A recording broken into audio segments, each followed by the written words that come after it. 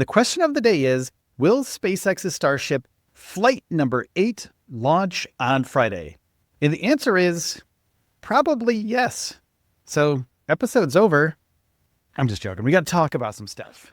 Let's talk about some stuff. SpaceX posted super heavy launch pad or on the launch pad at Starbase ahead of Starship 8 flight test.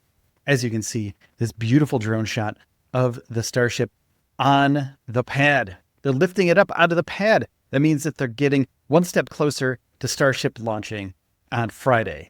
And whoever is the pilot of this drone, I just got to say, you're amazing at what you do.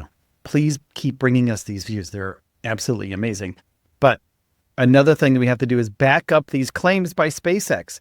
Will they actually launch this on Friday? Because we all know Elon in Elon time. Does he tell the truth about this? We don't know, but the actual truth comes out. Primary day, February 28th, 10:30 a.m. to 11:30 p.m.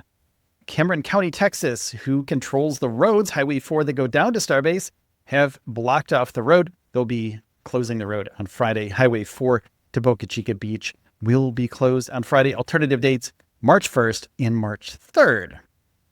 So expect the road to be closed on Friday. Highway 4, don't go down there because they're going to be launching a massive rocket. Now, Elon Musk posted this February 24th, a couple days ago, just in hopes that it's going to get people hyped up about the Starship launch. This is from Doge Designer. He reposted that from Doge Designer. But we're going to get views like this, but we're also going to get something really interesting coming up for this next flight. And we're going to get into that in a moment.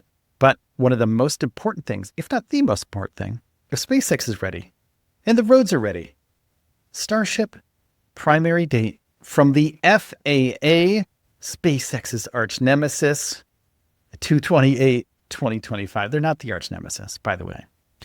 SpaceX and the FAA have been working together since day one, so they're not enemies, by the way. If you think that narrative is in your head, then it's going to probably stay there, and the FAA is going to be the boogeyman for a really long time. So don't do that, people. Just realize that SpaceX and the FAA are working together to make sure that SpaceX can launch Starship in a timely manner. Flight 7, let's go back to it. 7 flight tests, super heavy, flew with ambitious goals. They do that all the time. Every time they post something, it's ambitious. Everything's ambitious to SpaceX because their ambition is to get a Starship to Mars.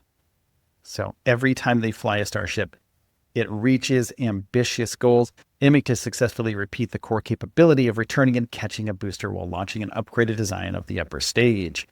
And then it goes on to say the booster successfully relit all 13 planned middle ring and center Raptor engines for its landing burn, including the engine that did not relight for boost back burn.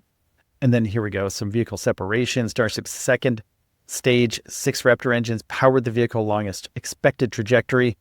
And then about here, contact with Starship was lost prior to triggering any destruct rules for its autonomous flight safety system. Now they're working with the FAA on this as well, which was fully healthy when communication was lost. The vehicle was observed to break apart approximately 3 minutes after loss of contact during descent. Post-flight analysis indicates that the safety system did trigger autonomously and breakup occurred within flight termination system expectations. Now, this means that there was a shower of Starship over some of the ocean and some land. And apparently some people's vehicles and some of their property was dinged by some Starship debris.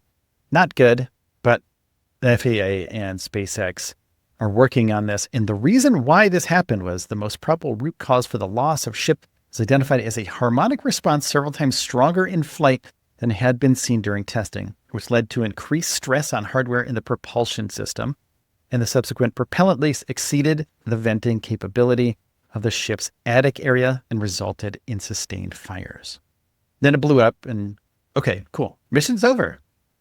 Until they have to work with the FAA, of course, so the mission continues in the background. Behind the scenes, the FAA and SpaceX are working together to figure out how they can stop doing this for the next flight. In the next flight, Starship's 8th flight test, after completing the investigation of the loss of Starship, Early on its 7th flight test, several hardware and operational changes have been made to increase reliability of the upper stage. Now, mind you, this is a newer upper stage. There's a whole summary of the mishap investigation for Flight 7. The upcoming flight will target objectives not reached on the previous test, including Starship's first payload deployment. That's what I was talking about earlier. The deployment of Starships. There's going to be a few Starships, and we'll talk, or not Starships, some Starlinks, and I'll talk about that in a second. And multiple re-entry experiments geared towards returning the upper stage to the launch site for catch. So they're not going to catch it this time, by the way. These are experiments for future missions for SpaceX to come back to the launch site and catch what? My mind is blown. Also includes the launch, return, and catch of the Super Heavy booster. So how can they do this? They will have time between the booster and the Starship, but it's not that much time. Will they have to wait for the second tower to be built completely? They do have the arms on it, have the chopsticks on it, and they're moving around. So maybe the first thing that they do with that tower is to catch something as opposed to launch something.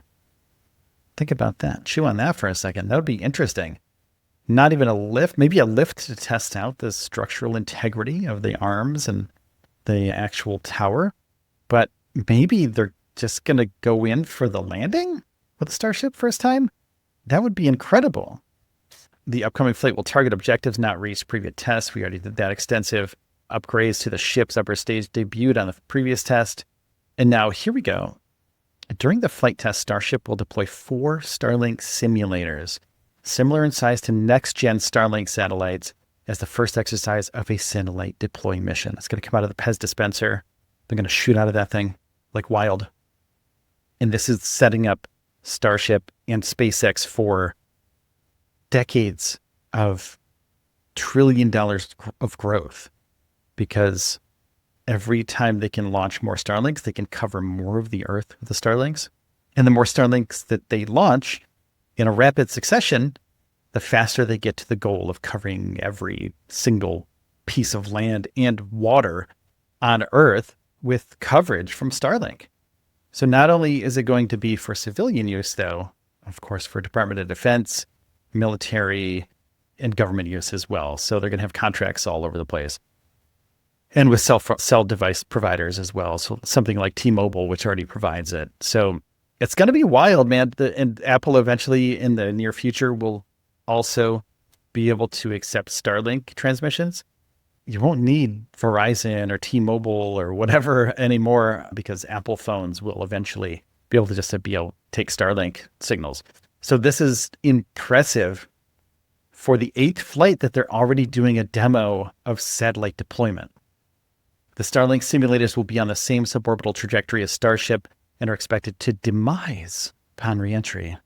But they're going to basically burn up. A reload of the single Raptor engine while in space is also planned. So flight tests include several experiments focused on enabling Starship's upper stage to return to the launch site.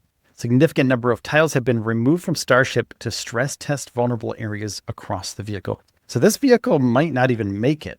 The vehicle might be so stressed out because of these tiles being removed that it might not even make it down, but hopefully they will make it up so they can deploy those Starlink satellites. And of course, the Super Heavy booster will come back for a catch attempt. So it's going to be pretty stock for the booster, but the ship is going to be the real hero of this journey. And usually the boosters they're forgotten about until they land again, and then they're really cool. But then after that, you just go, whatever, let's go onto the ship and see what the ship's doing. The returning booster will slow down from supersonic speeds. And this is a kind of weird thing that I want to talk about too, resulting in audible sonic booms in the area around the landing zone. Generally, the only impact to those in the surrounding area of a sonic boom is the brief thunder-like noise, with variables like weather and distance from return site determining the magnitude experienced by observers.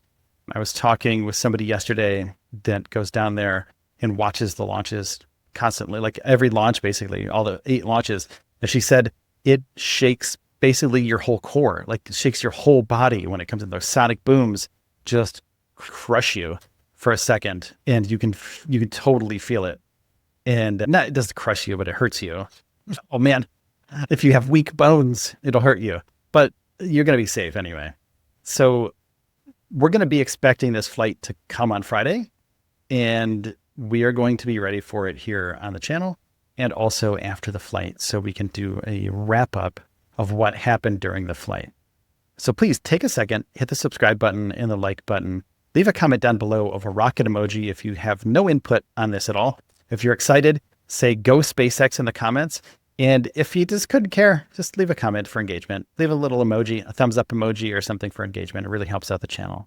So thanks everybody. Take care of yourselves and each other, and I'll see you in the next one.